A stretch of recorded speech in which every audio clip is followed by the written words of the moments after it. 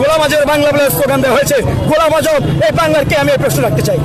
গোলাম আজম এই বাংলার কে, আমি সে প্রশ্ন রাখতে চাই। এই ছাগলের 3 নম্বর বাচ্চা এনসিবির এক নেতা বলতেছে যে গোলাম আজমকে, তোর বাপ গোলাম আজমকে চিনিস নে?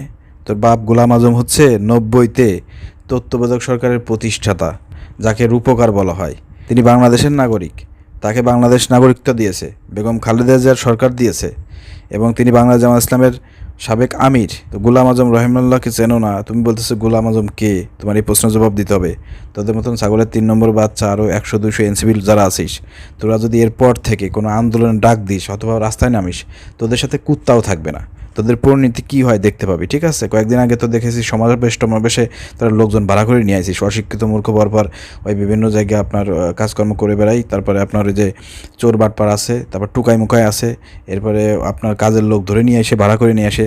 তোরা যে সমাবেশ করিস, ওই লোকও খুঁজে পাবি না। তোদের রাজনৈতিক জন্ম হওয়ার আগে তোদের মৃত্যু ঘটবে, কারণ তোদের অবস্থা ভালো না। তোদের কথাবার্তা এবং তোদের চরিত্র ইতিমধ্যে জাতির সামনে স্পষ্ট হয়ে গিয়েছে।